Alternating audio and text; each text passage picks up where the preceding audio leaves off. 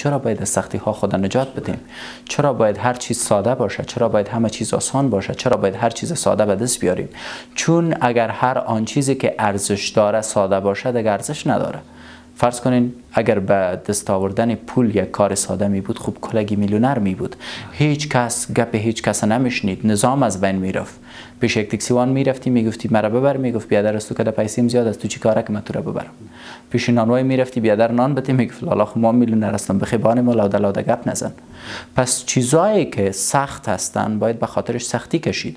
اگر تو میخوای یک سکس پک داشته باشی و سکس پک جور کردنش آسان باشه، خب دیگه سکس پک ارزشش چیست؟ اگر تو هم داشته باشی، دوستای دیگه ما که اینجا شیشته اونا هم داشته باشه و ما هم داشته باشم، پس ویژگیش چی شد؟ پس چیزایی را که شما میخواین در زندگی که خیلی مهم است، سخت است به دست آوردنش. چیزایی که ارزش داره سخت است به دست آوردنش. و اگر سختی نباشه، خب هر آن چیزی که تو به دست میاری بی‌معناست.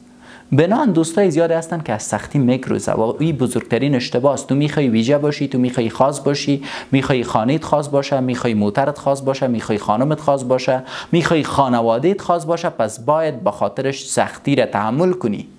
تو نمیتونی یک چیز را بدون کشیدن سختی ها پخته بسازی.